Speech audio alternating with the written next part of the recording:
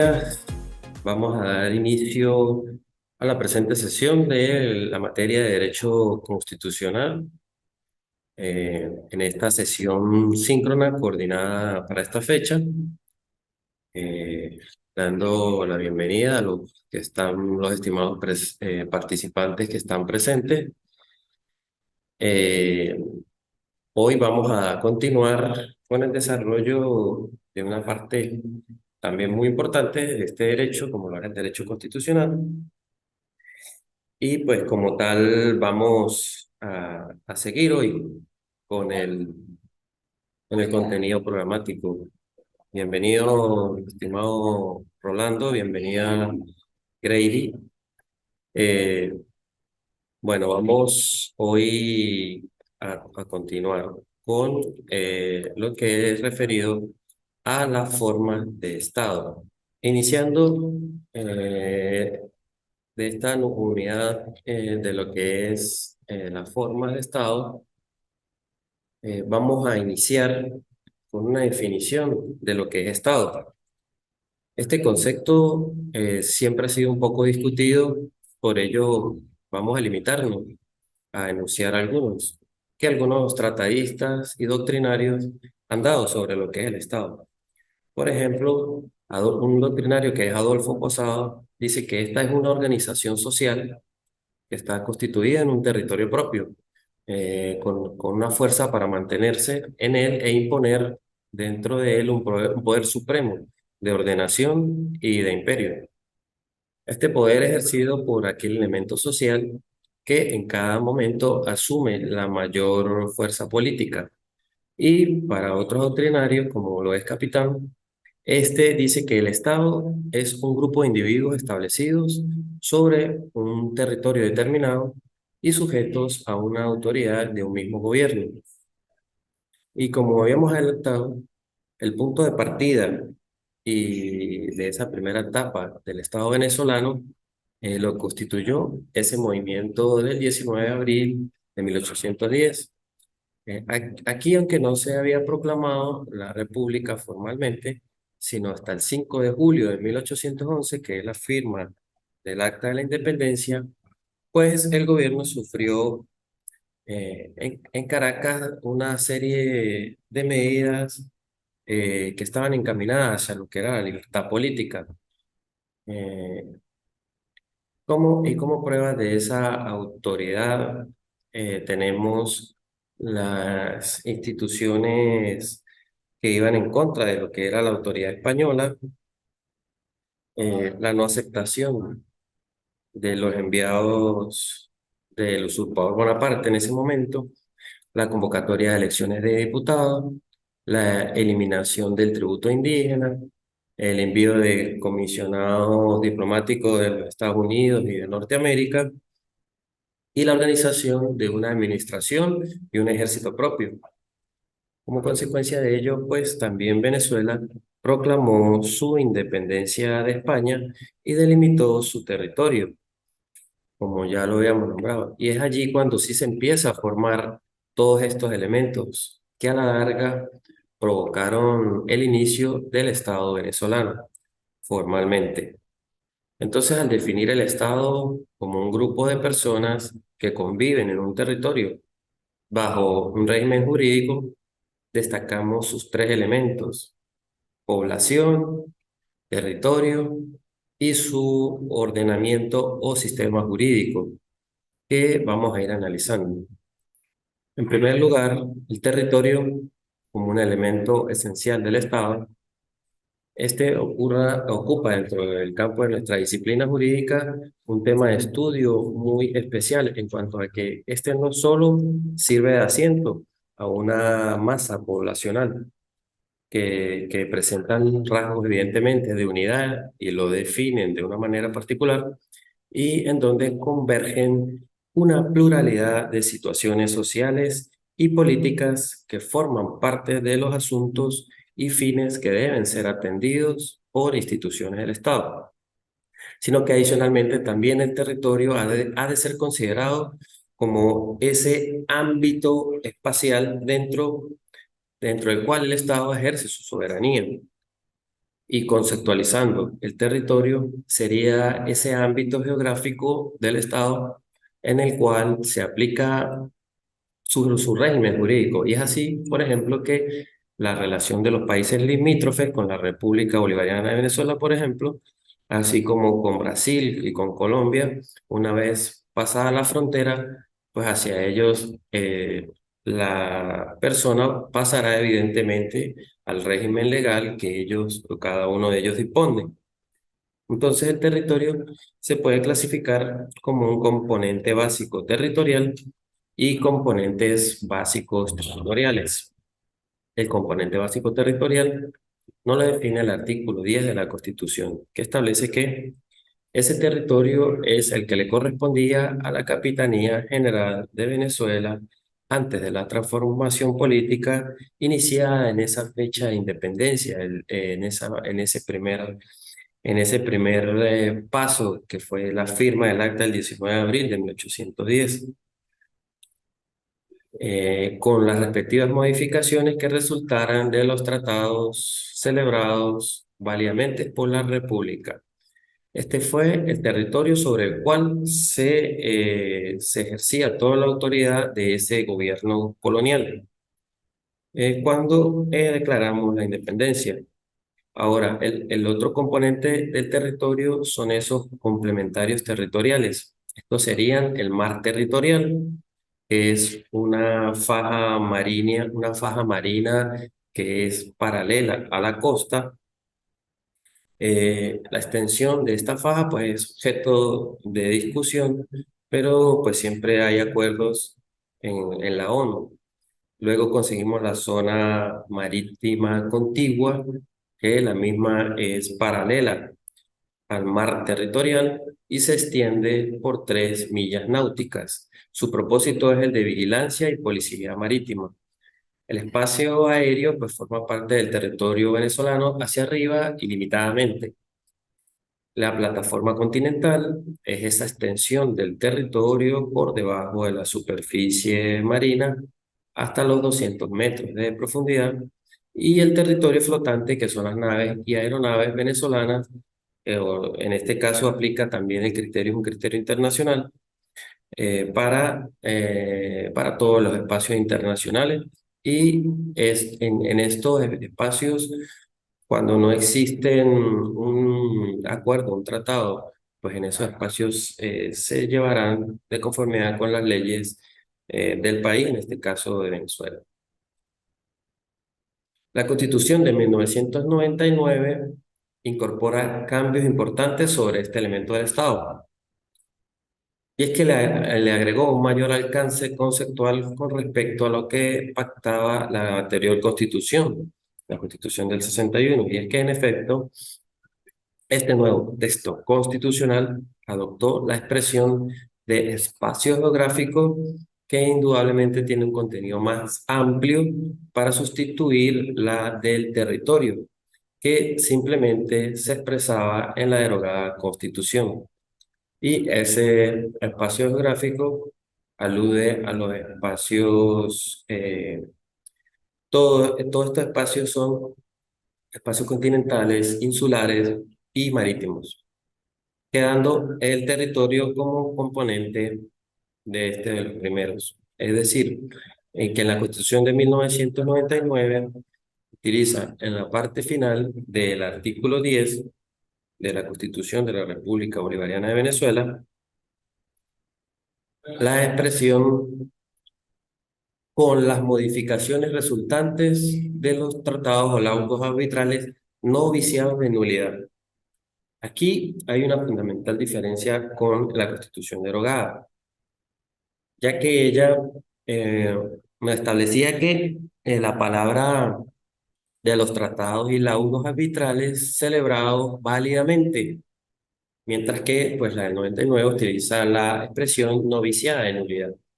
Esto en referencia a los tratados y laudos arbitrales. Esto tiene un fundamento. El cuestionamiento de qué Venezuela ha hecho con respecto al laudo español de 1991, que esto se refiere básicamente a ese laudo, perdón, de 1891, en el que recayó del problema limítrofe con Colombia. Y en segundo lugar, lo que atañe al laudo de París, es el laudo de París de 1899, referido a problema limítrofe con Inglaterra, que es cuando Venezuela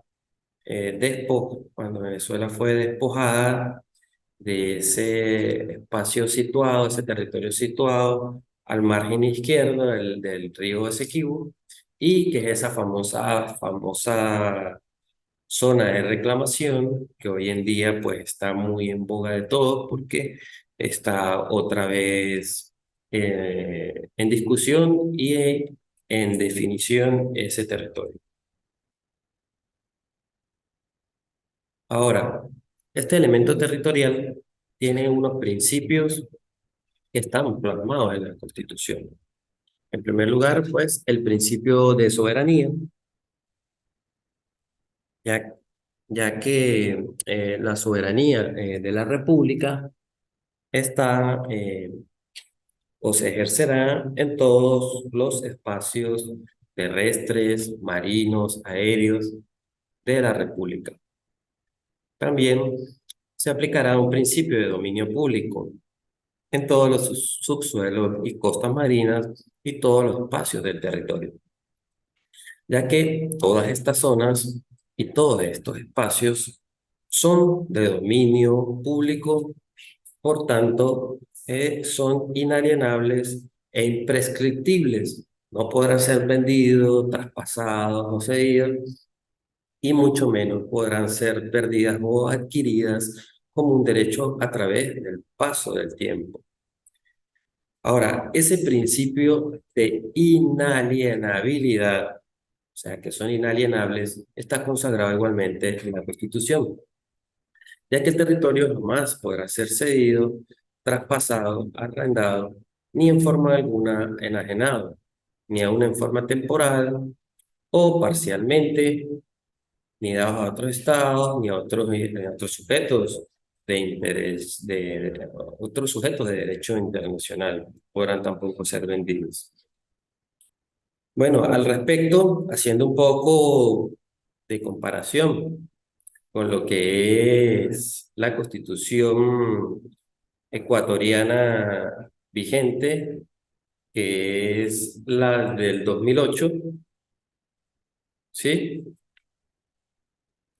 Eh, pues vemos aspectos muy similares en cuanto a lo que es esta parte de la Constitución de la República Bolivariana de Venezuela. Y también conseguimos en el artículo 4 de esa Constitución eh, que si los estimados participantes y hermanos del Ecuador tienen a la mano o ya por su experiencia, el conocimiento, pues vemos que es con sus particulares diferencias obviamente, pero establece principios muy similares. Pues esta constitución del Ecuador, al ser del 2008, pues evidentemente al ser posterior de la del 99, pues tiene algunos rasgos o algunas influencias de la constitución de Venezuela. Entonces, igual vemos que él dice que el territorio de Ecuador es inalienable, irreductible, inviolable, y nadie atentará contra la unidad territorial ni fomentará la secesión. Palabras similares, otras sinónimos, pero en sí muy parecido a lo que es el territorio según la Constitución de Venezuela. Cuando vamos a ir desarrollando cada uno de estos puntos, sería de valiosísimo aporte que en comparación con la legislación y la Constitución ecuatoriana, eh, me pueden interrumpir para hacer ese ejercicio de lo que es el derecho comparado. Ahora, como lo dijimos, el territorio venezolano está basado y junto con los espacios geográficos tiene su fundamento en un principio que es el iutis possidetis juris. Este principio es un principio invocado por Venezuela para delimitar su marco territorial. Y es que los límites del poder público de un Estado, en lo que es la validez de su legislación y la autoridad de su gobierno, coincide con los límites de su distribución territorial. Por ello, los límites territoriales son un elemento importante en los nacientes estados suramericanos, que pues para esa época en donde surgió este principio, los estados suramericanos deseaban proclamar su independencia y al establecer las constituciones, pues contienen esa determinación de los límites de su territorio. Por eso, al quedar establecido el Estado libre e independiente de Venezuela, ¿qué sucede o qué hace la sucesión de ese territorio que tenía la Capitanía General en la colonia del 19 de abril de 1810? Pues esos territorios que ya poseía los seguiría poseyendo. Este es un principio de sucesión en la posesión territorial. Ese iutis possidetis juri ha sido considerado entonces como un dogma de derecho público internacional de Sudamérica. Por tanto, ha servido para dar a todas las naciones que adquirieron esa independencia de España y para utilizarlo como un medio idóneo, el cual ha recurrido para tratar de resolver la demarcación territorial de los nuevos estados. Entonces, teniendo claro esto y conociendo que la sociedad, una vez organizada en cuanto a lo que es la forma jurídica y política, se conforma ya como un Estado, pues lógicamente luego de ello se va a delimitar su territorio en un sentido amplio, como lo es el ámbito de validez de su ordenamiento jurídico. Por eso, de acuerdo al ámbito de validez de la norma jurídica, se establecen dos principios fundamentales. Uno, lo que es la territorialidad. La territorialidad, cuál es una ficción jurídica que determina la aplicabilidad de las leyes o reglamentos dentro del mismo Estado, que evidentemente las dictó. Y también conseguimos como contraparte la extraterritorialidad, que es una ficción jurídica que considera a las sedes de las delegaciones diplomáticas, a las aeronaves, a los buques de guerra, como pertenecientes al territorio del Estado, al cual representan, y por ende están sometidos a sus leyes, cuando aún estando en realidad enclavados en suelo extranjero o en en aguas de otra nación, pues allí vemos este principio, es ese principio evidentemente que les comentó la embajada, los cuales, a pesar de estar en un territorio extranjero, pues se consideran del país que están representando. Eh, por otro lado, vamos a ver un poco lo que es la división político-territorial del Estado venezolano. Y así la Constitución de la República Bolivariana de Venezuela, con el fin de organizar políticamente la República, establece que el territorio nacional se divide en estados, en el del territorio capital, en el de las dependencias federales y en el de los territorios federales. Y ese territorio se organiza en municipios. Esto es la definición de lo que es la división político-territorial en Venezuela. Ahora, eh, en el Ecuador tienen algunas diferencias en cuanto a lo que es la denominación de cada una de ellas.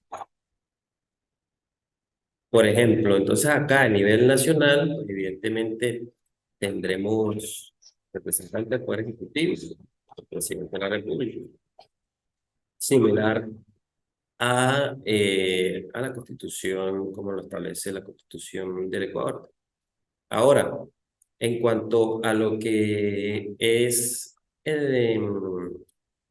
en cuanto a lo que es la segunda división de ese poder público, tenemos en la parte intermedia, tenemos entonces los estados, que en Ecuador, pues no conseguimos este nombre, sino que serían las provincias. Si me confirman o me corrigen los estimados participantes que se encuentran en la presente sesión en cuanto a la división territorial o político territorial. Muy buenos Sí, días. la pregunta, por favor. Sí, estoy hablando de la división político-territorial en el caso de la Constitución de la República Bolivariana de Venezuela. Y a los efectos, vemos que le estás comentando que allí serían los estados como ese ente político-territorial descentralizado en los cuales se organizan cada uno de los espacios territoriales. Pero en Ecuador, creo que a los estados le llaman provincias, ¿sí? Sí, exactamente. Tal como usted lo acabó de manifestar, acá en Ecuador se llaman las provincias y estamos Provincias, divididos ¿sí? en las provincias. Ok. Dice, porque dice que los gobiernos autónomos descentralizados serán en regiones, distritos metropolitanos, que sería ya la parte capital, provincias y cantones, ¿sí?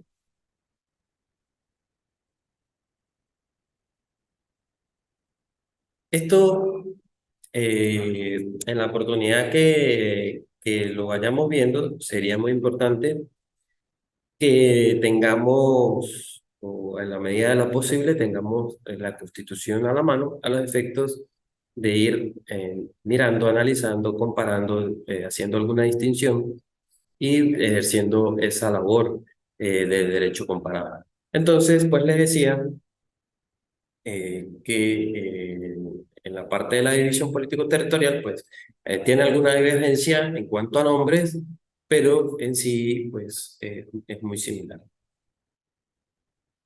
Ahora, eh,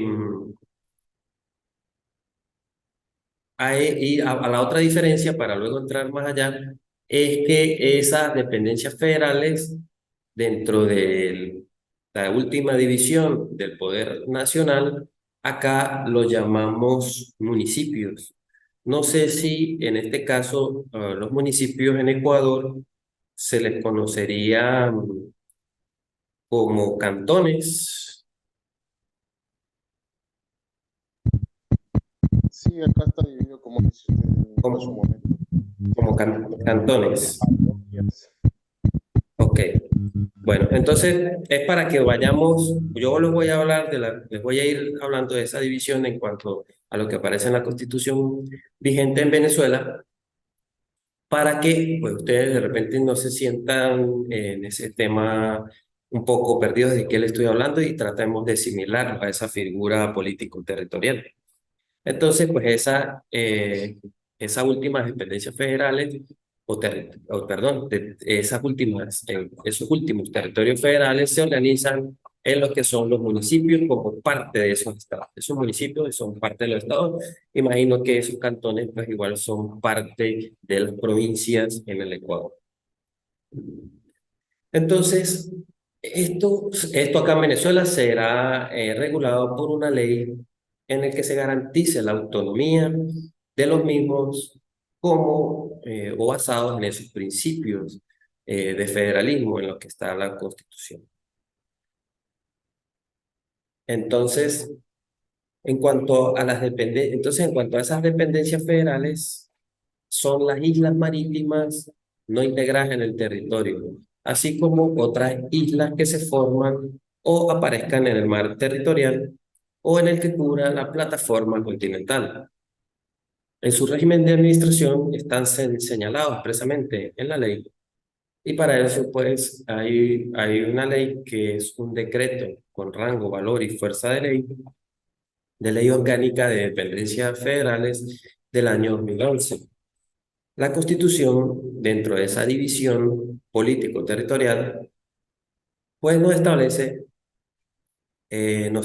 que la capital de la República, que evidentemente acá es la ciudad de Caracas, igual lo establece la Constitución ecuatoriana en cuanto a lo que la capital es la ciudad de Quito, y en donde están los asientos del poder nacional. Con esto no se quiere decir que no se pudiera ejercer ese poder nacional en otros lugares de la República. Existe también, aparte de ello, para resaltar en la Constitución, un principio llamado principio de la anexión territorial. Esto lo vemos en el artículo 14 de la Constitución, que es un principio muy particular, aun cuando no se ha suscitado su caso, pues deja acá una abierta previsión constitucional de que exista la posibilidad de establecer un régimen jurídico especial para aquellos territorios que por libre determinación de sus habitantes y con la previa aceptación de la Asamblea Nacional se incorporen a los territorios de la República. De allí surgen unos elementos. En primer lugar, que es posible incorporar un territorio a lo que son ya poblaciones nuevas, a lo que conforman el actual Estado venezolano. En segundo, que esa incorporación que se puede hacer por la libre determinación de los habitantes de esos territorios y también de que esos territorios se anexaren libremente y en el caso de que así fuere, pues estaría regulado por un régimen especial declarado por una ley a nivel nacional. Vamos a ver entonces posteriormente lo que es ese otro elemento que conforman el Estado. Y en este, pues, la población. Como parte de los elementos del Estado, esta población, desde el punto de vista demográfico, pudiera decirse que es ese número de habitantes de una nación. Ahora, para definirlo más concretamente, sería ese conjunto de personas que se encuentran, así sea por una determinada circunstancia, dentro de un territorio de un estado. Estos forman parte de la población, tanto esa persona que toda su vida ha residido en ese estado, del cual se esté tratando, así también como el turista que frecuentemente pudiera estar o estuviera atravesando el territorio. Entonces, en este caso, se debe precisar que existen diferencias en cuanto a lo que podemos conseguir y distinguir de la población, ya que desde un punto de vista jurídico existen los nacionales y existen los extranjeros. Los primeros, pues, son aquellas personas naturales del Estado de cual se está tratando. Y las mismas tienen una característica, que es que tienen todos los derechos y garantías establecidos en todo el ordenamiento jurídico de ese Estado. Ahora, ¿de dónde viene esa cualidad o esa categoría de población llamado nacionales? Esta le viene de esa cualidad de la nacionalidad, que evidentemente es un concepto que no siempre ha sido el mismo a través de los tiempos. Y más precisamente es a final del medioevo que este concepto se convirtió en una tecnología, en una terminología jurídica. Jurídicamente hablando, la nacionalidad se ve por primera vez en la Constitución francesa de 1791. En ella estableció quiénes eran los ciudadanos activos y pasivos, o sea, aquellos que podían o no intervenir en el nombramiento de los poderes públicos y constituir parte de constituir parte de esos nacionales. Ahora, en Venezuela, este término apareció en la Constitución de 1812 sobre lo que eran las normas de esa nacionalidad y posteriormente el Código Civil de 1873 incorporó normas referentes a la misma.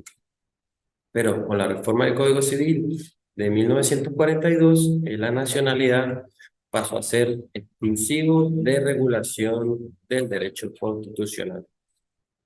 Vamos a citar dos definiciones de lo que es la nacionalidad. Una de ellas considera a la nacionalidad como un vínculo específico que une a una persona con un Estado. Este vínculo se determina por su pertenencia a dicho Estado y le da como tal el derecho a reclamar la protección del mismo, pero igualmente se somete a las obligaciones impuestas por sus leyes. La otra definición afirma que la nacionalidad es ese vínculo jurídico en virtud del cual una persona se convierte en persona eh, o comunidad política de un Estado, de un Estado determinado, afectando como consecuencia sus normas tanto de derecho interno como de derecho internacional. Entonces, ¿cuáles serían entonces en estos casos esas clases de nacionalidad? Generalmente, eh, cuando una persona quiere una nacionalidad, o la quiere por su lugar de nacimiento, ¿sí? Eso es la regla básica y general. Y en otros casos excepcionales, la quiere mediante la naturalización. Entonces, existen esas dos formas o clases de nacionalidad. En primer lugar, la obtenida desde el mismo nacimiento y se le da el nombre de nacionalidad originaria, que es la que se adquiere en base a los, por medio de lo que son dos sistemas fundamentales que son el ius sanguinis y el ius soli.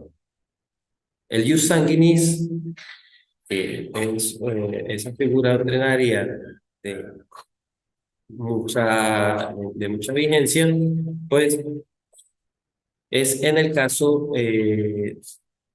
esto lo conseguimos a partir del artículo 32, ¿sí? De la Constitución. Entonces, este consiste en que los hijos siguen la nacionalidad de los padres. Ese es el derecho, el famoso llamado derecho de sangre. La nacionalidad de los padres pues, es adquirida directamente por los hijos. En este caso del ius sanguinis puede ser un ius sanguinis perfecto. Entonces, cuando es doble, perfecto cuando es doble, cuando proviene del padre y madre. Y es imperfecto o medio cuando los padres son de diferentes nacionalidades. Por otro lado, conseguimos el ius soli, que consiste en que el individuo pertenece al lugar donde nace. El ius soli es el famoso derecho del suelo. Entonces, así considera el individuo como un elemento accesorio de lo que es el suelo. Como les digo, lo conseguimos perfectamente establecidos en el artículo 32 de la Constitución, como les dije, y nos establece que en el ordinal primero, de que toda persona nacida en el territorio de la República, pues es venezolano por nacimiento. Ese criterio, como les dije, exclusivo del ius soli. Mientras que en el ordinal segundo nos dice que toda persona nacida en el territorio extranjero, hijo de un padre venezolano por nacimiento o madre venezolana por nacimiento, perdón, y madre. Ojo, tenemos que tener acá muy claro, el ius sanguinis absoluto es cuando padre y madre son venezolanos por nacimiento. Se requiere que los dos. Y allí, pues, ese es el criterio, el ius sanguinis absoluto. Ahora también tenemos el ius sanguinis relativo y conseguimos en este mismo artículo los ordinales tercero y cuarto. En primer lugar, cuando nos dice que toda persona nacida en el territorio extranjero, que sea hijo de un padre venezolano o por nacimiento, o padre o madre venezolana por nacimiento, y que declare la voluntad de acogerse a esa nacionalidad venezolana, pues será igualmente venezolano. Ahora, en el caso de que toda persona nacida en el territorio extranjero, de padre venezolano por naturalización o madre por naturalización, pues no establezca antes de los 18 años de edad, establezca su residencia en el territorio de la República y también como requisito adicional de que no exceda la edad de 25 años y que declare esa voluntad de acogerse a la nacionalidad, pues igualmente lo podrá hacer según la Constitución en base a ese criterio de jus sanguinis relativo. Esto con respecto a las que son la forma de adquirir nacionalidad desde el punto de vista originario. ¿Sí? Tenemos todas estas. Y eh, hacemos algo similar, si lo miramos en la Constitución ecuatoriana, en el artículo 7. Si, si me van copiando los estimados participantes que se encuentran en la sesión, pueden observar algunas similitudes y diferencias en cuanto a lo que es la nacionalidad. Eh, Voy a seguir con respecto a lo que es los casos en la nacionalidad por naturalización, pero en dado caso me pueden preguntar. Sí, mi estimado Rolando, ¿me iba a decir algo? Mi doctor, una consulta. En este caso que yo me encuentre ilegal en Venezuela y tenga un hijo en Venezuela, ¿cuál sería mi situación para legalizarme yo allá? Mi hijo, obviamente, que nace en territorio venezolano, tendría nacionalidad venezolana, pero en cuestión mía, ¿cómo sería para legalizarme? Ok, pero teniendo solo un hijo en territorio venezolano. Claro, obviamente que no voy a tener yo solo el hijo, sino con una venezolana ya tener Ok, un hijo, ¿cuál sería mi situación? listo. Vamos a hablar de la nacionalidad en cuanto a lo que es lo que llamamos esa nacionalidad derivada, adquirida o por naturalización. Y eso lo conseguimos en el artículo 33. Vamos a dar, para que no hemos dado el fundamento, solo hemos hablado de la parte de la nacionalidad originaria. Ahora, en los casos de esa nacionalidad derivada, pues esta se origina de ese principio fundamental que consagra el derecho que tienen todos a cambiar de nacionalidad. Y vamos a dar primero una pequeña definición y luego entramos al caso. Entonces, esta se define como aquella que se obtiene con posterioridad al hecho del nacimiento o mediante un cambio de nacionalidad.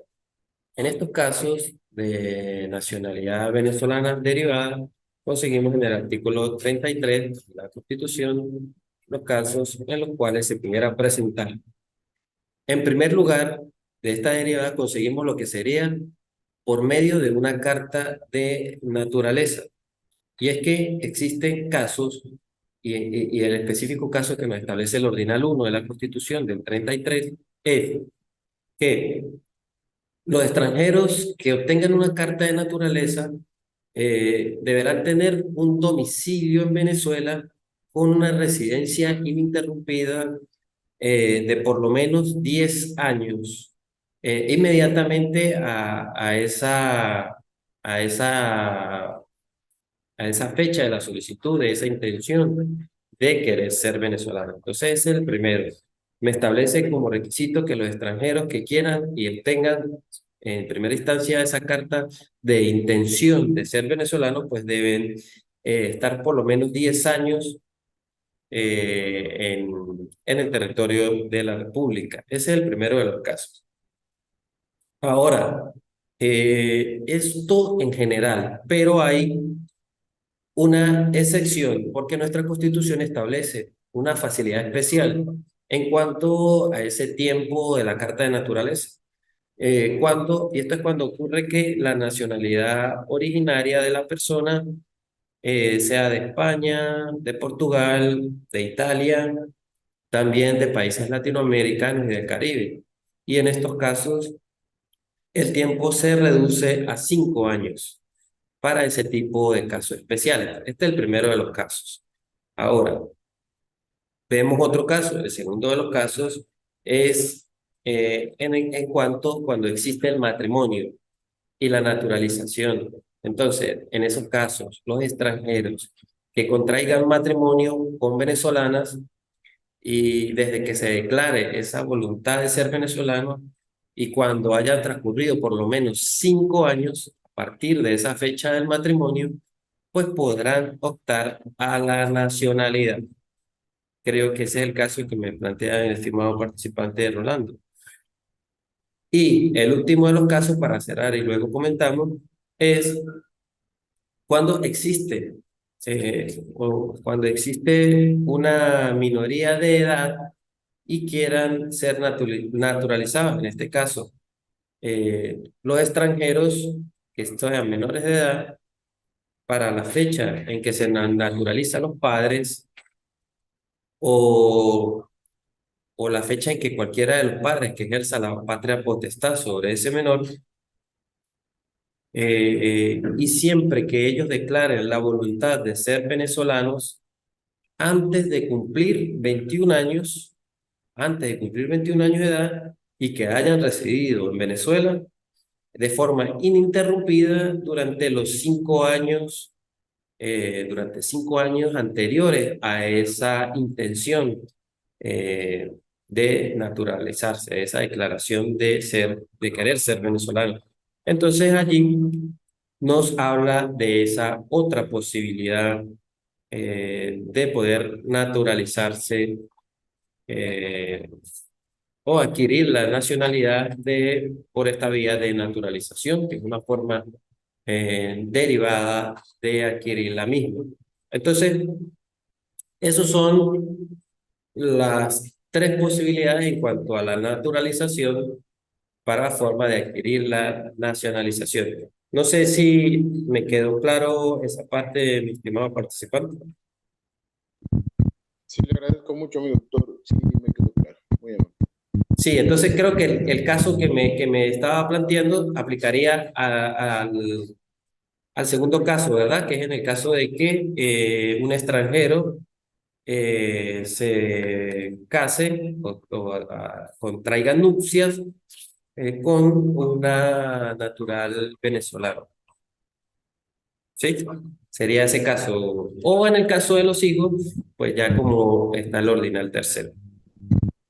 Sí, perfecto, está claro su explicación, doctor. En la Constitución ecuatoriana, pues seguimos los ecuatorianos por nacimiento en el artículo 7, ¿sí?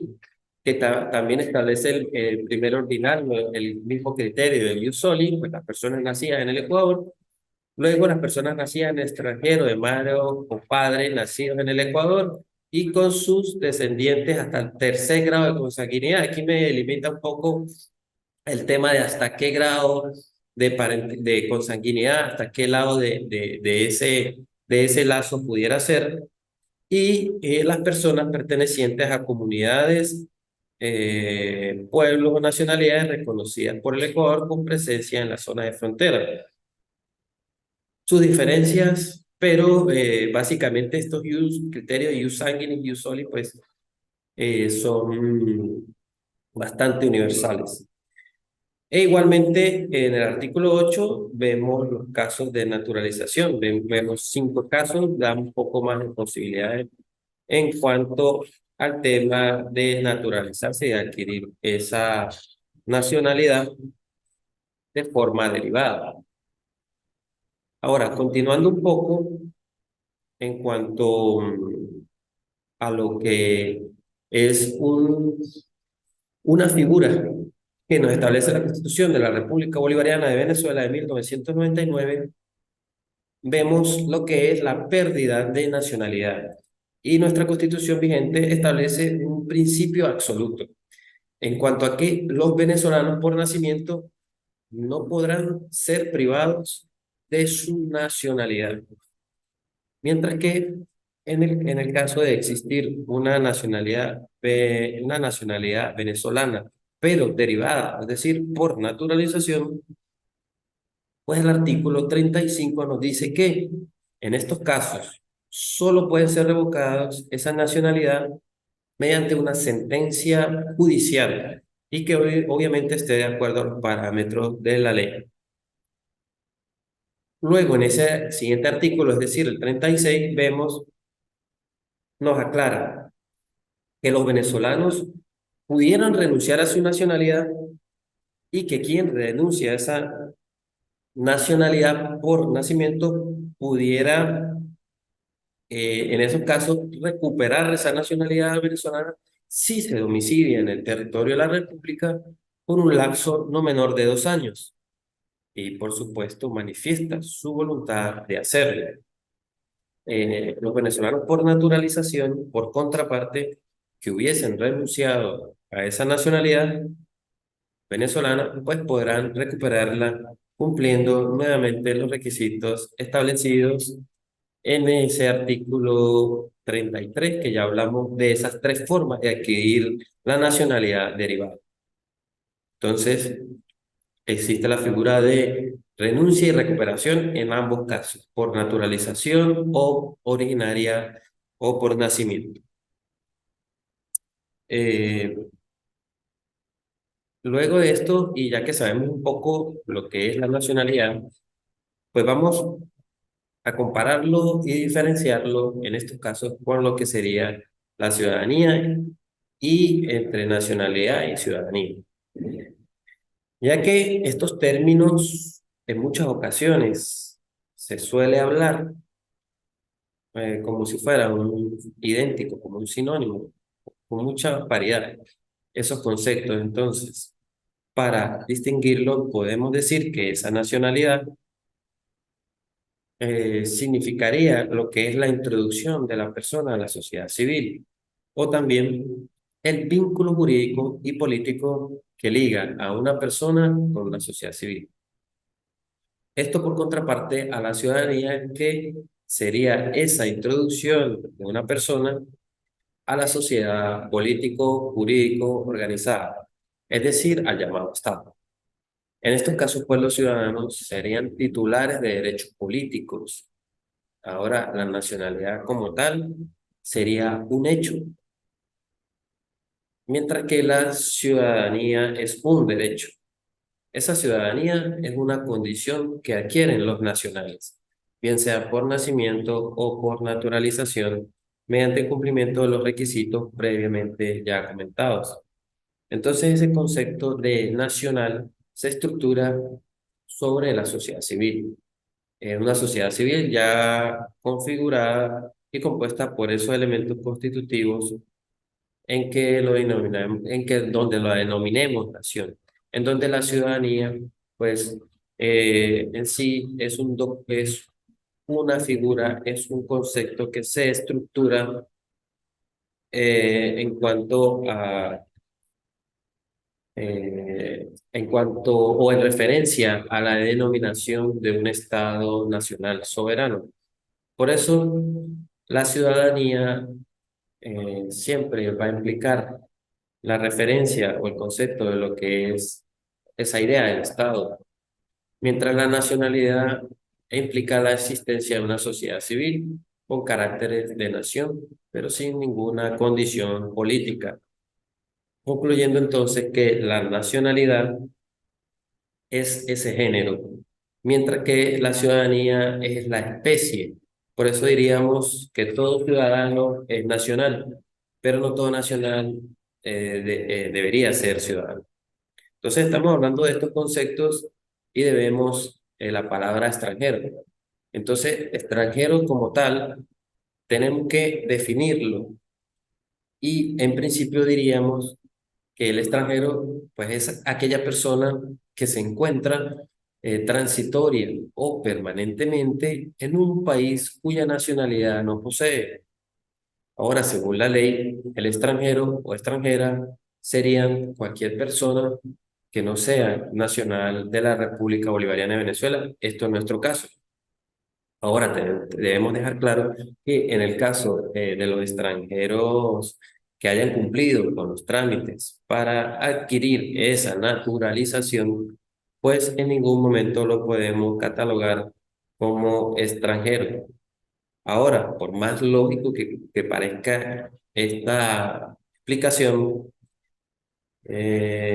hoy en día en el que vivimos muchas escenas de xenofobia, pues es necesario hacer esa aclaratoria.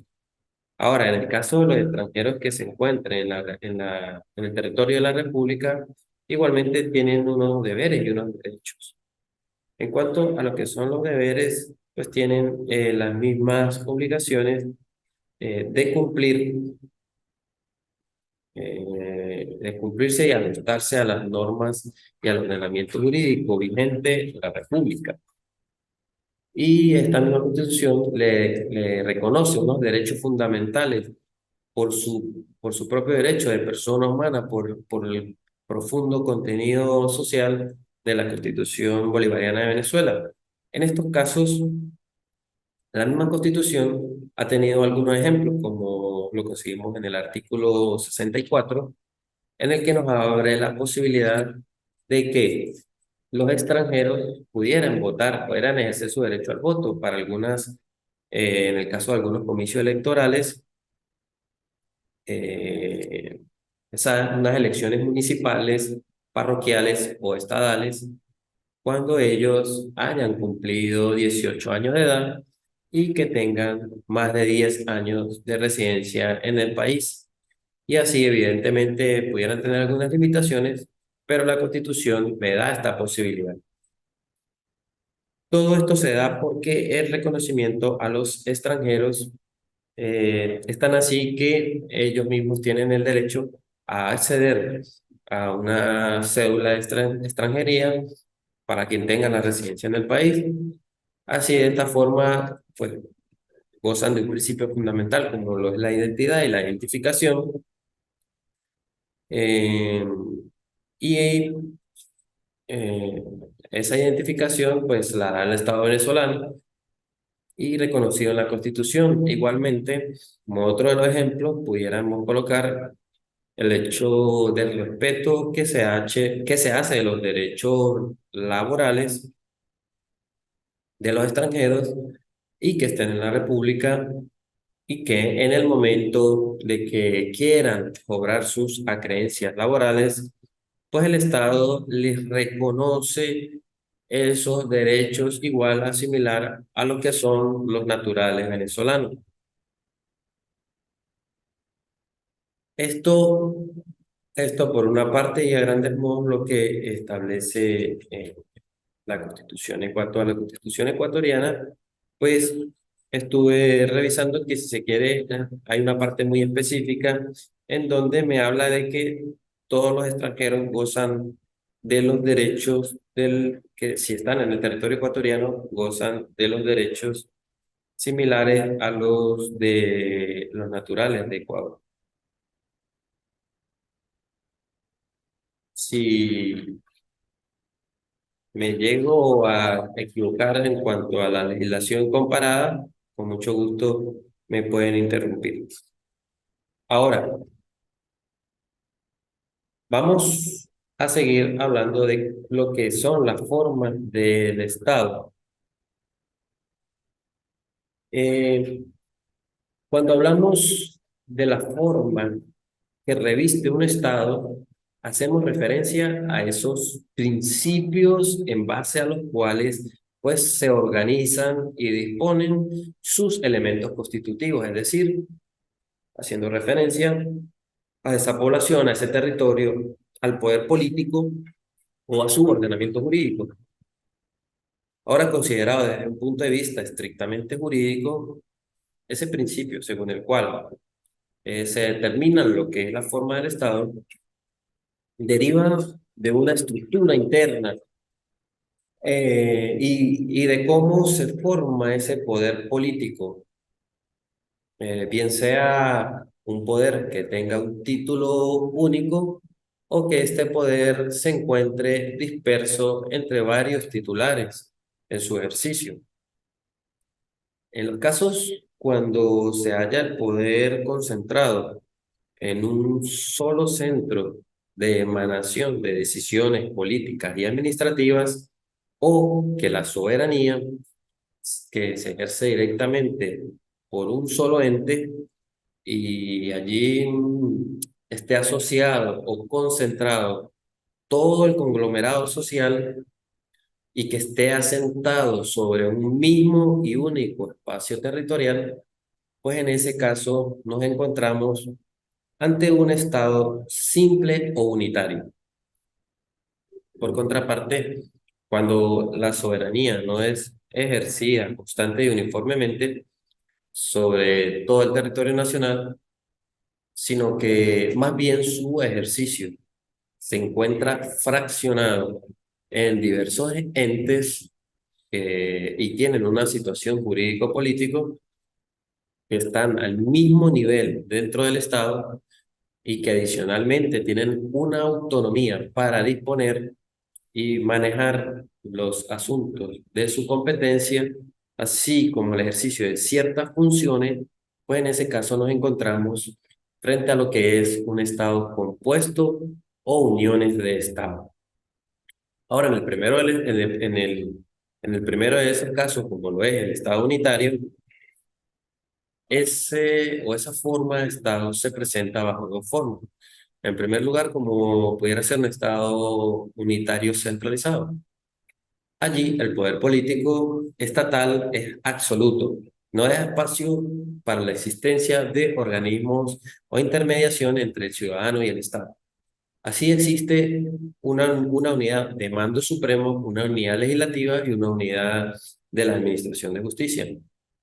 En cuanto a lo que son las decisiones políticas vigentes en todo el espacio geográfico nacional, pero bajo una visión única, una visión de unidad. Y también conseguimos el Estado unitario descentralizado. En este se traslada a los entes regionales y locales un cierto grado de autonomía en cuanto a lo que es el manejo de varios asuntos para buscar, para lograr una mayor eficacia en la gestión pública. Aquí la autonomía concedida a esas unidades regionales y locales, pues esa no va a conllevar a una completa independencia de esos entes respecto a lo que es el ente central, ya que en virtud a ello, esas facultades que le han establecido a esos entes estadales y locales se entienden como una delegación del poder central, el cual pudiera evacuarlas, restituirlas y modificarlas para en dado caso de que se vaya a realizar esa labor. Ahora, pero en cuanto a lo que es el estado compuesto, pues tiene otra forma de estado de unión. ¿Cómo sería doctrinariamente lo que son esos estados de unión real, así llamados, y la confederación de estados, y por último lo que sería un estado federal? En cuanto a la unión personal, es cuando existe una reunión de estados monárquicos en las cuales cada uno conserva su propia organización administrativa y su organización interna, pero se hallan bajo el poder de un mismo soberano. Aparte, pues, encontramos el estado de unión real, el cual está integrado por la reunión de varios estados monárquicos en los cuales la identidad no es solo esa identidad no es solo un rey en común, sino además un mandato expreso de unos textos constitucionales en los cuales pues lo caracterizan.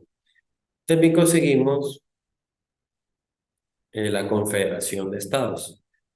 Este es el producto del acuerdo entre varios estados que convienen en unirse, conservando cada uno su propia autonomía y también y soberanía interna, quedando unidos por lo que se establezca en un acta de confederación y conservando todos los demás su libre competencia. Esta confederación no forma un estado central diferente a los estados que lo integran, sino que se configura como una forma de asociación, una forma de asociación transitoria en donde los estados miembros pueden llegar a recuperar su autonomía o decidir integrarse y adoptar una forma homogénea llamada Estado federal. Entonces, por último, en esta conseguimos el Estado federal en sí, y este se concibe como tal, como el Estado federal, como una asociación de estados cuyos miembros están sometidos en ciertos aspectos a un poder central único, pero para el ejercicio de determinadas funciones internas de carácter bien sea político o administrativo, pues conservan su autonomía. Actualmente, la constitución vigente en Venezuela expresa un Estado federal que tiene suficientes antecedentes sobre lo que es un federalismo particular. Y en la actual constitución conseguimos en el artículo 4 donde nos manifiesta que la República Bolivariana de Venezuela es un Estado federal descentralizado en los términos consagrados en la Constitución y que se rige por los principios de integridad territorial, cooperación, solidaridad, concurrencia y corresponsabilidad. Ahora, esa expresión Estado federal descentralizado, pues la misma es como una redundancia en el sentido de las características fundamentales de la federación es la descentralización, no solo territorial, sino también en todas aquellas que nos permitan los manejos de los asuntos sin la interferencia constante a sus instituciones. Por eso se dice que conceptualmente no existe ningún tipo de dudas de que la federación supone una descentralización, pero esta no exige ni arrastra imperativamente la existencia de un sistema, lo que sería en sí mm, un sistema federativo. Esto también contrasta en que sería, según la Constitución del 99, el constituyentista, pues en vez de adicionar a ese término federativo descentralizado, pudo haber agregado algunos rasgos característicos de la federación para no lesionar la significación de esa autonomía. Y pues igualmente vemos que lo que es el órgano legislativo nacional, que es la Asamblea Nacional, sea ahora unicameral, cuando el sistema bicameral representado por una Cámara del Senado que fue eliminada, pues es representativa de lo que es el sistema federal, ya que esta pues básicamente representa los intereses de cada estado, esos intereses eh, individuales, esos intereses individuales de cada estado. Entonces, este artículo 4 de la Constitución nos establece esa serie de principios que ya comentamos, tales como integridad territorial, en el cual se impide la fractura y rompimiento de la unidad territorial del país. El carácter autónomo de los Estados miembros con respecto a la descentralización, pues en nada incide en el marco territorial de un Estado nacional, ya que conforme a ese principio no hay cabida para una acción separatista por parte de ninguna entidad política en todo el territorio nacional. También conseguimos ese principio de cooperación en donde vemos que en el artículo 136 de esta Constitución, en su última parte, establece que Cada una de las ramas del poder público tienen sus funciones propias, pero los órganos a que incumben su ejercicio colaborarán entre sí en la realización de los fines del Estado. Así también vemos el principio de solidaridad, en donde entendemos que si bien es cierto que el principio de solidaridad que rige en la Constitución plantea que las distintas ramas en que se divide el poder público deben cumplir unos deberes que están puestos por la Constitución, perdón, muy específicamente de manera compartida, pudieran tener competencias concurrentes, pues tampoco deja de ser menos cierto que cuando no existe una atención por parte del Estado de un ente o varios entes, a quien corresponde hacerlo, por esto no le exime ni le releva a los demás para satisfacer o resolver aquellos asuntos de interés colectivo que deben atenderse sin ningún tipo de dilación o tardanza. Como pudiera ser, por ejemplo, las razones que vimos recientemente de salud por motivo de la pandemia o por otros problemas de comunicación que pudiera existir, o bien sea por algún desastre natural o por razones de cualquier tipo de inseguridad personal. Y entonces es allí donde va referido ese principio de solidaridad.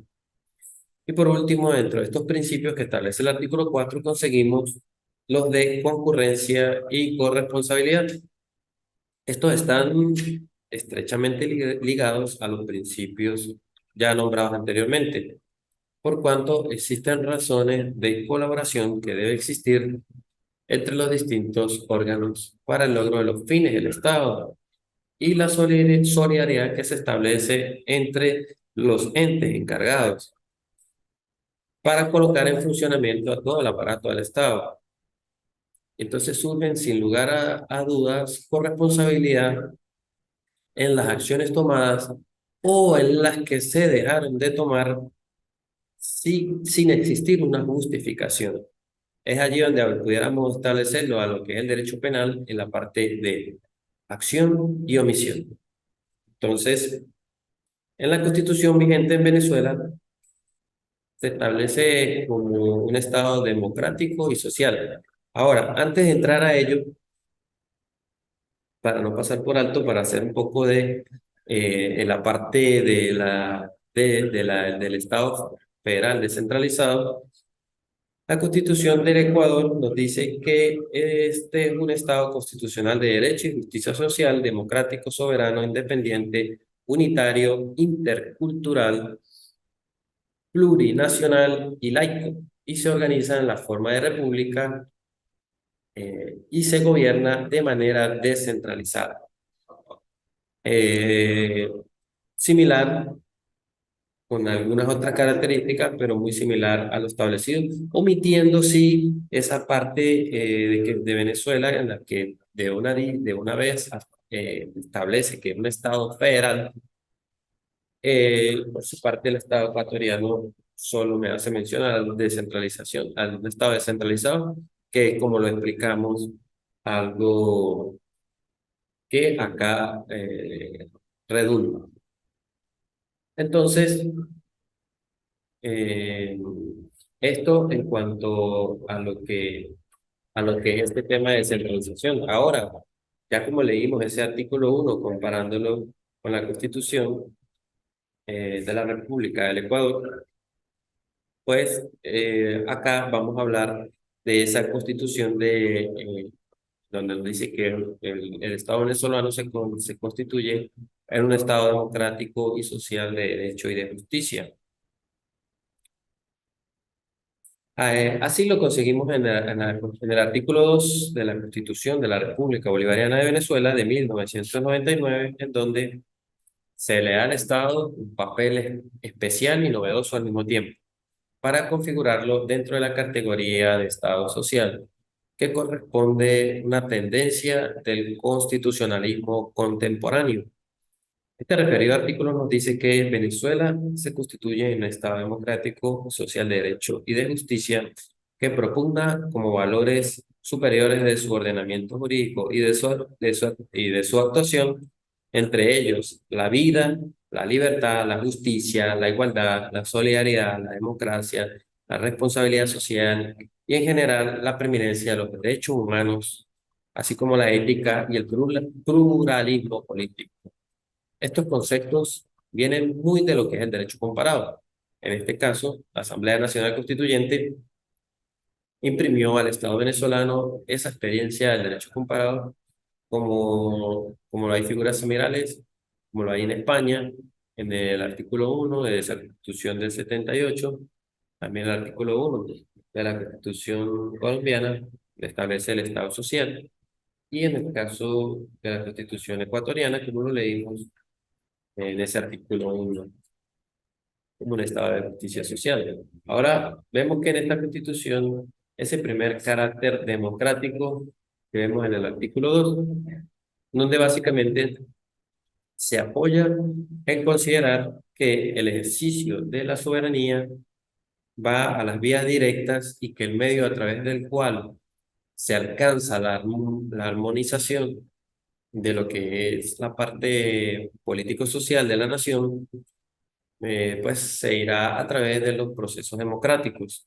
Y así, cuando participen de la vida política, todas las, todas las piezas, todos los componentes de la nación, es decir, los factores económicos, culturales, profesionales, como también los sociales, en donde todos junten su esfuerzo a los órganos del Estado constituido con fundamento en el fin de alcanzar esos proyectos políticos y sociales y económicos de la nación, estos se hagan a través de este sistema. Ahora, en cuanto a lo que es el Estado social, debe entenderse él mismo como aquel que asume como función propia la de intervenir activamente en el proceso económico-social, para así configurar de una manera que no lesione las libertades individuales y llevar o buscar una sociedad más igualitaria. Si bien parte de la doctrina la considera inútil la incorporación de esa expresión de Estado social, ya que debería estar comprendido dentro del término democrático, debemos estimar que es prudente dicha incorporación por cuanto se reafirma un principio fundamental que es el compromiso del Estado para brindar respuestas concretas, respuestas objetivas a toda la colectividad sobre asuntos que estén ligados con los valores para lo cual el hombre siempre ha luchado por alcanzarlo. Luego, analizando lo que es el Estado de Derecho y de Justicia, pues algunos doctrinarios consideran que el Estado constitucional y el Estado de Derecho son términos equivalentes y debemos considerar que el Estado de Derecho es aquel que consagra los mecanismos tendentes a regular su propia autolimitación, lo que hace básicamente a través de la Constitución. Y en la Constitución venezolana del 99, pues este representa un instrumento básico de organización jurídico-política del Estado y por tanto debe servir de fundamento del derecho, de ese derecho que esté reinando en el Estado. Es al mismo tiempo una ley de garantía, ya que las actuaciones de los distintos órganos del Estado siempre deben estar supeditadas a las limitaciones establecidas en el texto constitucional. Y debemos tener claro que todo Estado tiene su constitución, que puede ser expresada de las diversas formas en que la hemos estudiado, pero no todo Estado garantiza la libertad y si no se somete el derecho que es creado por el mismo, pues estaríamos en un estado de tipo totalitario. Y con este tipo de estado, pues no estaríamos o no sería nunca, o no pudiera catalogarse nunca como un estado de derecho. Por su parte, cuando hablamos de estado de justicia, el criterio más acertado es que Cuando hablamos de ese Estado de justicia, hay que vincularlo indudablemente al Estado de Derecho, ya que este criterio tiene una concepción de donde debe perseguirse y alcanzar los criterios de justicia, conocidos para lograr siempre esa categoría de Estado de Derecho. Entonces, perdón, entonces, para algunos doctrinarios, Estado de Derecho y de Justicia son términos sinónimos para mencionar los órdenes de conductas rectas y justas. Esto en oposición a lo que son los estados totalitarios, que denotan a los regímenes contrarios a la justicia. Ahora, concretando lo que es estado de justicia, sería ese compromiso formal que se debe realizar de todos los principios y criterios de lo que es la justicia en nuestra época, y así garantizar la aplicación del principio de juridicidad, que esto es en definitiva lo que permite catalogar a un Estado como Estado de justicia. Dentro de esta concepción debe existir esa tutela judicial efectiva de los derechos y garantías de los ciudadanos y ciudadanas, y como consecuencia debe existir el criterio idóneo para que las personas encargadas de impartir justicia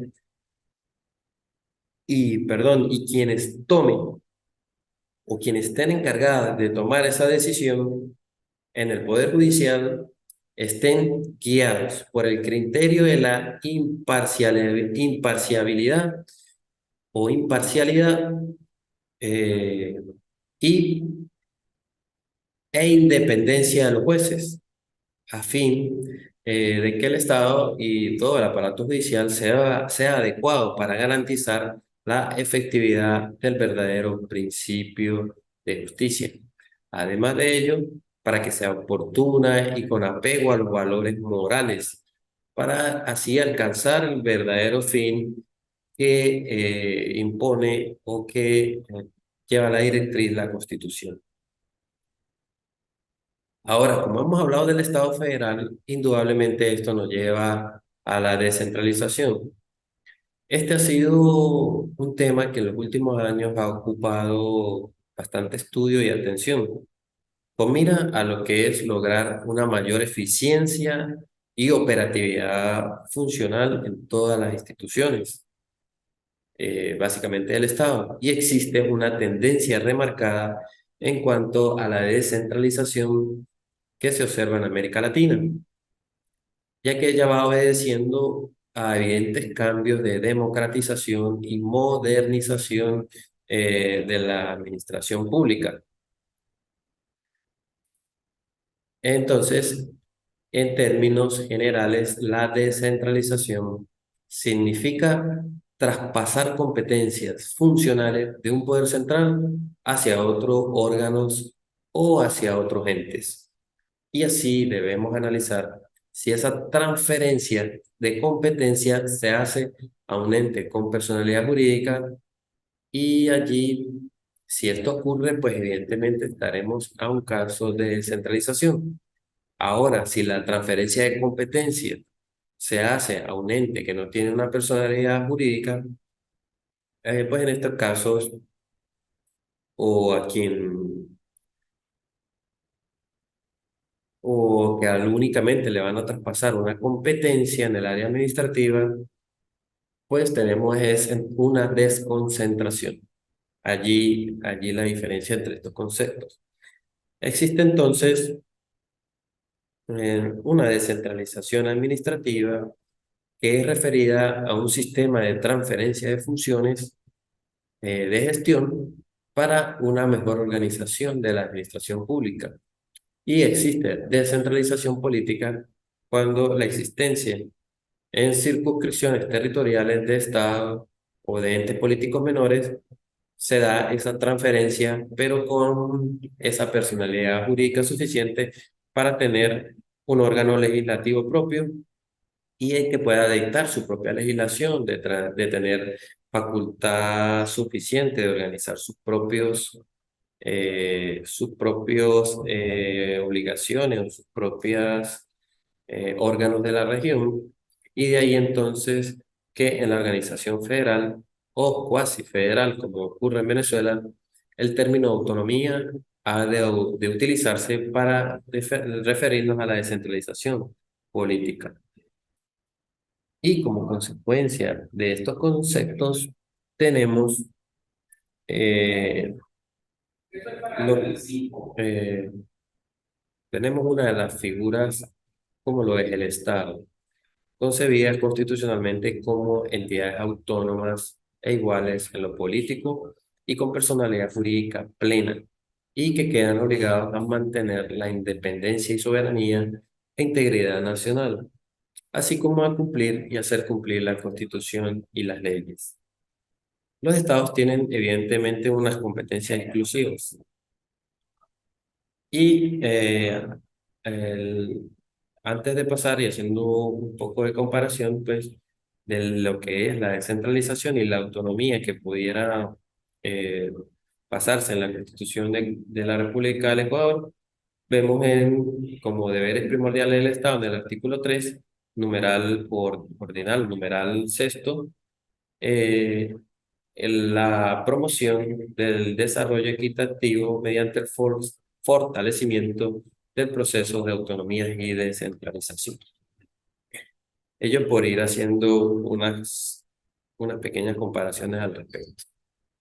Entonces, en cuanto a esa figura, como les dije, desde el punto de vista de la división político, de la división del poder público, pues vemos el Estado. El Estado, equivalente a las provincias en el Ecuador, pues este estado tiene unas competencias exclusivas, ¿sí? Competencias exclusivas que las mismas están consagradas en el artículo 164 de la Constitución. Y en primer lugar, conseguimos que entre ellas son que pudieran dictar una constitución estatal para los poderes públicos del Estado, y debe estar evidentemente ajustado a la Constitución. También la organización de los municipios y demás entes o entidades locales conforme a la Constitución, y también la de administrar e invertir los bienes y recursos provenientes de transferencias, subvenciones o cualquier asignación especial por parte del Poder Nacional, así como aquellos que se designen como participación de los tributos nacionales, para lo cual pues también podrá organizar un régimen tributario en donde se organice, recaude, controle y administre los tributos propios, según las disposiciones de las leyes nacionales. También establecer el régimen y aprovechamiento de minerales no metálicos que no estén reservados al Poder Nacional, y así como la administración de tierras baldías en su jurisdicción. También dentro de ellas tenemos lo que es la organización de la policía estatal, y aquí les hago la mención. Si bien es cierto, el Estado venezolano tiene la constitución de una policía nacional, pues también existen policías estatales y policías municipales. También tiene la potestad de crear, organizar, recaudar, controlar y administrar los impuestos y timbres fiscales. También conseguimos la creación, régimen y organización de los servicios públicos a nivel estatal, la ejecución, conservación, administración y aprovechamiento de las vías terrestres del Estado, o sea, la parte regional, la parte estatal. También la conservación, administración y aprovechamiento en cuanto a carreteras y autopistas nacionales, así como los puertos y aeropuertos de uso comercial, todo ello en ejecución con el Ejecutivo Nacional. Y todo lo que no corresponda de conformidad con la Constitución a las competencias nacionales o municipales. Este poder estatal está dividido en un poder ejecutivo y legislativo. El poder ejecutivo está representado por la gobernación del estado, el cual tendrá un titular, cuyo titular sería a un gobernador, quien constitucionalmente ejerce las funciones de jefe de gobierno y de la administración del estado. Para la escogencia del mismo, y para lo que decía su desempeño en ese cargo, corresponde a los electores del Estado, quienes lo harán por una votación universal, directa y secreta. Esta autoridad será elegida por un periodo de 4 años y el mismo podrá ser reelecto de forma inmediata por una sola oportunidad para un nuevo periodo. Como la Constitución se basa en un principio de soberanía nacional o soberanía popular, eh, hay que hacer la mención de que la reelección indefinida de los mandatos populares fue luego implantada. Ok. Eh, estos, todos estos procesos eleccionarios evidentemente están plasmados en un principio de soberanía nacional, de soberanía popular, la cual está fundada en que estos mandatos son revocables, pues existe la posibilidad de que se dé un referéndum revocatorio en estos casos en cualquiera de los mandatos o de los cargos públicos. Y así lo consagra el artículo 72 de la Constitución, ya que todos los cargos y magistraturas de elección popular son revocables. Esto en el caso en el que haya transcurrido el periodo para el cual fue elegido el funcionario y con un número no menor del 20% de los electores pudieran solicitar esa convocatoria a un referéndum para revocar ese mandato. Y ya lo vamos a ver un poco más adelante el mismo. Entonces, no sé, allí eh, en la Constitución de la República del Ecuador,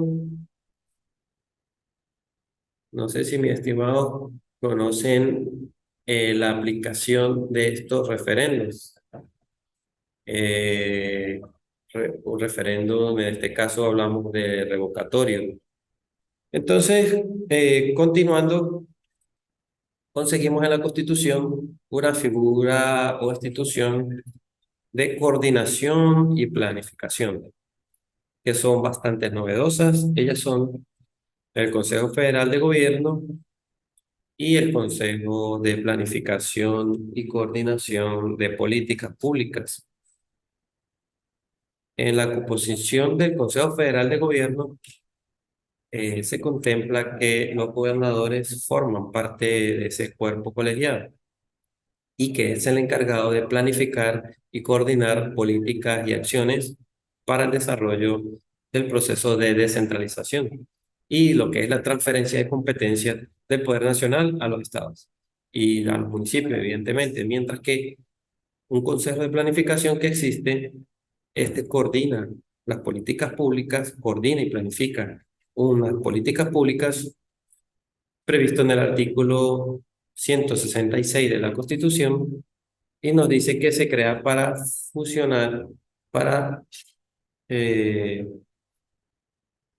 como tal, para funcionar a nivel estatal y está conformado o integrado por los directores estadales de los ministerios, lo cual pone de manifiesto esa interrelación entre el gobierno regional y el gobierno nacional.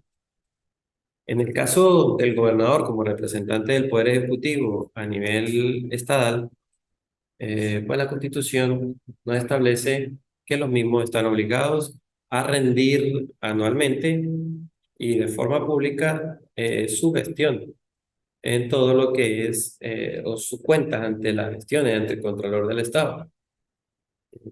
Este es un dogma constitucional que conseguimos en el artículo 161 y los mismos deben presentar un informe de su gestión ante ese Consejo Legislativo y ante el Consejo de Planificación y Coordinación de Políticas Públicas, en cuya oportunidad será determinada por la Constitución del Estado. Esto como uno de sus deberes importantes. Por su parte, a nivel estatal, como dijimos, también conseguimos el poder legislativo regional, el cual es representado por un consejo legislativo, el cual ejerce en cada estado, ejercido por en cada estado por ese cuerpo colegiado, cuya denominación desplaza al anterior nombre de Asamblea Legislativa y, al igual que los demás textos constitucionales precedentes, este Parlamento regional mantiene una estructura unicameral de dicho cuerpo. El número de los mismos no será mayor de 15 ni menor de 7 integrantes y son por mandato constitucional representantes de la población del Estado y de los municipios. Contrariamente a la orientación que debió dársele a los estados con respecto a lo que es su organización, en cuanto a esos conceptos legislativos y a su autonomía para poder organizar sus poderes, la Constitución restringe un poco esa capacidad de autonomía del Estado, al establecer que una ley nacional regulará el régimen de la organización y funcionamiento del Consejo Legislativo. En la parte final del artículo 162 conseguimos esto y la misma consideramos que contraviene la idea central, que es que los estados pues, deberían estar facultados en organizar sus poderes ejecutivo y legislativo sin que el poder central se inmiscuya en esa organización de los consejos legislativos. Estos consejos legislativos de los estados podrán ejercer su función de legislar y lo harán mediante el siguiente mecanismo, lo que llaman las interpelaciones, lo que son las investigaciones, las preguntas, las autorizaciones y las probabilidades parlamentarias previstas en la Constitución. Eh, y en la Constitución del Estado respectivo, porque ellos tienen, cada uno puede tener su Constitución estatal y evidentemente en la ley.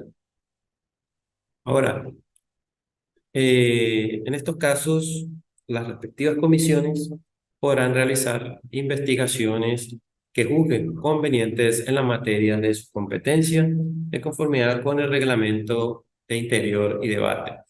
Ahora, todos los funcionarios públicos estatales están obligados, bajo sanción que establezca la ley, siempre a comparecer eh, deben comparecer ante el respectivo órgano legislativo, al Consejo Legislativo, o a sus comisiones, y a suministrar las informaciones y documentos que requieran para el cumplimiento de sus funciones. A nivel estatal, también conseguimos la institución conocida como Contralorías Estadales. Si bien es cierto, estas no son ahora, según la Constitución del 99, órganos dependientes de los parlamentos regionales, ya que ahora son órganos que el Estado nacional y que, y que si bien gozan de una autonomía orgánica y funcional, va a dependencia nacional. Y así conseguimos el artículo 163, en donde nos dice en que cada estado tendrá una contraloría que gozará de autonomía, eh, una autonomía funcional, una autonomía eh, orgánica, y esta contraloría ejercerá conforme a la Constitución y a la ley todo el control, vigilancia y la fiscalización de los ingresos, de los gastos y de los bienes estatales, sin menoscabo del alcance de las funciones de esta Contraloría General de la República a nivel nacional. Dicho órgano actuará bajo la responsabilidad de un contralor cuyas condiciones para el ejercicio del cargo serán determinadas por la ley y pues allí evidentemente se evalúa muy bien en cuanto a los requisitos de su, eh, sus condiciones de elegibilidad y serán a través de un concurso público. Ahora, la otra división de lo que es el poder público, que sería a nivel municipal. Y este está definido en cuanto a lo que es un municipio como aquellos que constituyen la unidad política primaria de la organización nacional. Estos gozan de personalidad jurídica y autonomía dentro de los límites de esta Constitución y de la ley. La autonomía principalmente comprende lo que es la elección de sus autoridades, la gestión de las materias de sus competencias y la creación, recaudación e inversión de sus ingresos. Todas las actuaciones del municipio se cumplirán incorporando la participación ciudadana al proceso de definición y ejecución de la gestión pública y también a lo que es el control y evacuación de lo que son sus resultados en forma efectiva, suficiente y oportuna conforme a la ley. En cuanto a lo que es la organización de estas entidades locales, se rigen evidentemente por la Constitución, por las normas que se dictarán para desarrollar esos principios constitucionales que vayan a establecer esas leyes orgánicas nacionales y por las disposiciones legales de conformidad con las que dicten los estados. En este caso, los municipios tienen una parte ejecutiva y una parte legislativa y una parte contralora. En el caso del gobierno municipal, como parte de ese poder ejecutivo a nivel municipal, es representado por la figura primero por el órgano que es la alcaldía, como máxima representación a este nivel, en donde el gobierno y la administración del municipio corresponderán a la figura del alcalde, quien será también la primera autoridad civil. Por su parte, a nivel municipal, conseguimos esa función legislativa representada en los municipios a través de los consejos municipales, el cual estará integrado por concejales elegidos en la forma establecida en la Constitución y con todas las condiciones establecidas en la ley de forma universal, directa y secreta eh, a través del voto, del sufragio. Y dependerá igualmente su tipo de elección eh, con respecto a lo que es eh, eh, y también conseguimos las contralorías municipales y a quienes les corresponderá control, vigilancia y fiscalización de los ingresos, gastos y bienes municipales. A nivel municipal se establece una serie de competencias, las cuales, pues, en general van a definir las condiciones de vida de la comunidad. Y así, pues, la conseguimos todo lo referido al ordenamiento urbano. Ahora, antes, para ir concluyendo, me gustaría compartir con ustedes esta sentencia de la Corte Constitucional del Ecuador, en el cual, pues vemos, consideré bastante interesante comunicarlas, por si ustedes tienen el conocimiento, o si no, pues la podamos compartir con respecto a lo que son algunas obligaciones que se pueden manifestar a nivel municipal y en cuanto a lo que es, comparándolo en el Ecuador, esta sentencia del 1 de febrero del año 2023 de la Corte Constitucional de Ecuador, en donde estableció que deben dictarse medidas de reparación equivalentes cuando una obligación se torna de imposible cumplimiento por razones jurídicas. Y en este caso, el recurrente demandó al alcalde de su ciudad para exigir una compensación económica por la expropiación arbitraria de su propiedad, pretensión que fue acogida en segunda instancia y se dictaron dos medidas de reparación que la demandada debía cumplir, en este caso el ente a nivel municipal. Allí, pues ver primero que debía cumplir un acuerdo directo con el accionante para pagar el valor correspondiente por la expropiación de ese inmueble y en el caso de no llegar a un acuerdo, iniciar un trámite de expropiación previsto en el Código de Procedimiento Civil vigente a la fecha.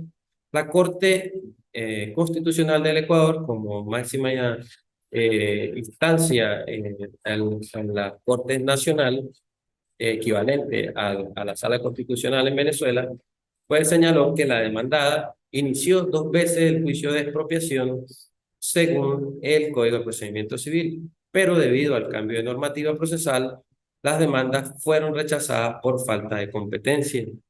A la fecha de expedición de la resolución de expropiación, esa medida de reparación se tornó de imposible cumplimiento a los términos del Código de Procedimiento Civil y por ello la Corte concluyó que como medida de reparación equivalente quedan a salvo los procesos que correspondan para la fijación del justo precio de acuerdo con la normativa procesal vigente. Bueno, esto es como un pequeño aporte con respecto a la actualidad de la sentencia constitucional del Ecuador, para que pues, los estimados participantes la tengan en cuenta y bueno, vayamos enriqueciendo esa parte del derecho comparado. Ya para ir por la presente sesión, ir culminando por cualquiera de las vías, cualquier duda, tengan en cuenta esta sentencia del 1 de febrero de 2023, un criterio muy importante en la Hermana República del Ecuador. Ya saben, estoy a la orden, cualquier pregunta, duda, estoy a sus órdenes y nos vemos en la próxima sesión.